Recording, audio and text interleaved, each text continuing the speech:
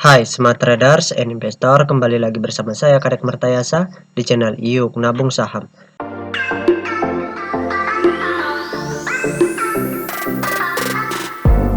Nah, di episode kali ini kita akan membahas dua perusahaan ya yang di request oleh Aldi.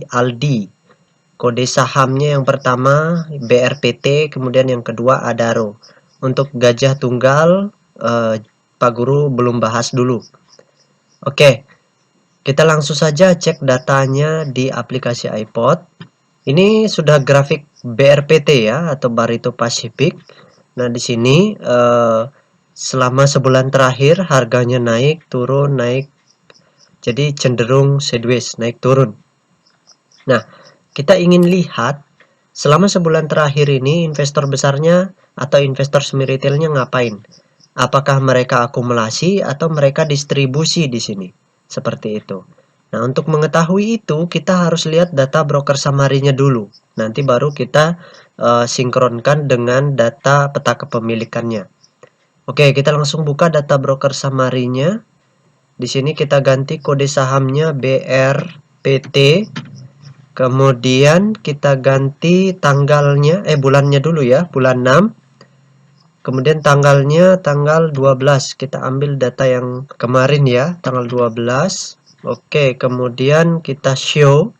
Nah, berdasarkan data broker summary-nya ini kita lihat ya.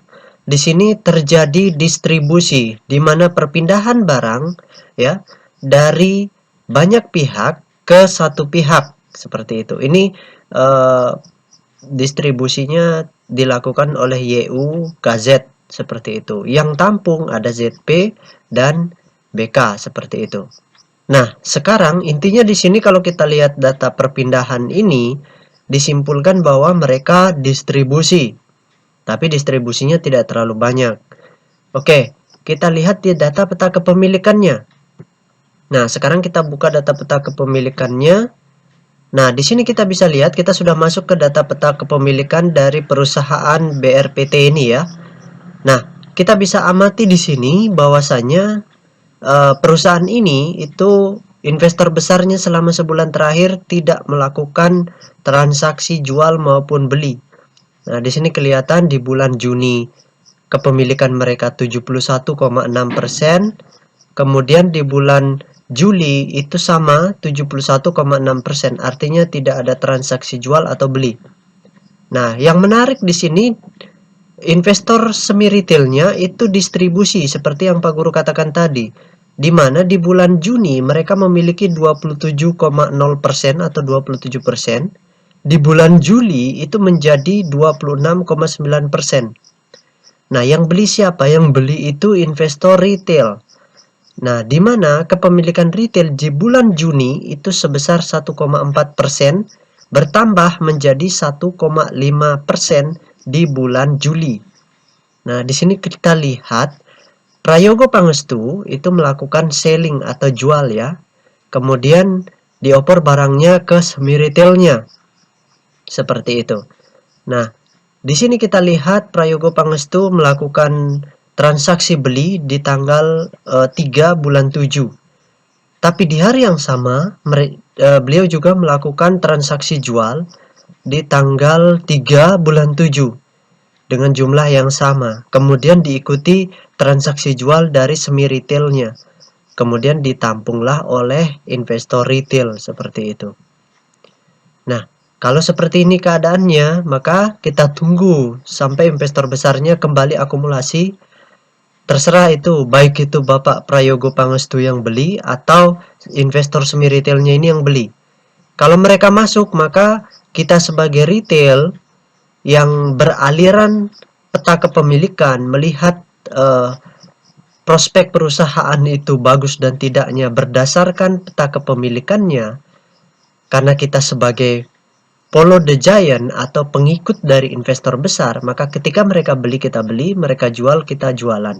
Itu prinsipnya, karena kita beraliran data peta kepemilikan. Jadi kita lihat merekanya, kita ikuti merekanya. Karena mereka punya uang yang banyak, punya kemampuan untuk menggerakkan harga. Karena kalau mereka beli berarti mereka punya kepentingan untuk menjual di harga yang lebih tinggi tentunya. Makanya jangan heran kalau sahamnya mereka beli, kemudian harganya naik seperti itu. Itulah tujuan kita. Follow the giant. Oke, kita masuk ke perusahaan yang kedua. Perusahaan yang kedua tadi itu Adaro ya. Nah, ini perusahaannya Adaro. Kita langsung cek ke datanya. Nah, kita masuk ke pivot ya. Oke, kita ganti di sini kode sahamnya Adaro.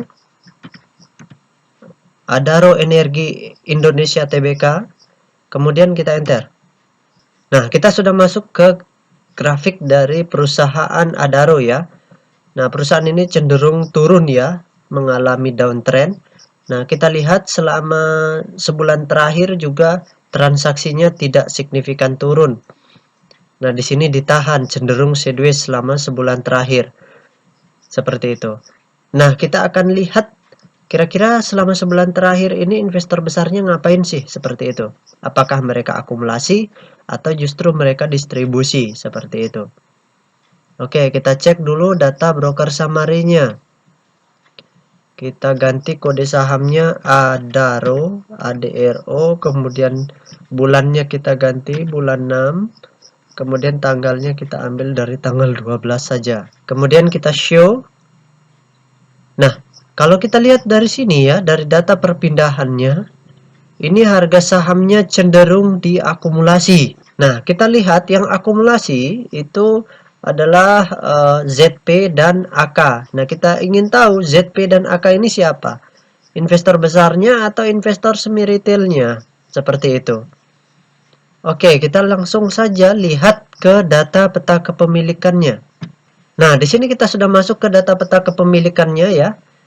Nah, yang pertama kita ketahui bahwa perusahaan ini sudah 100% dalam bentuk scriptless, di mana semua sahamnya sudah dalam bentuk scriptless atau bisa diperdagangkan di pasar reguler seperti itu.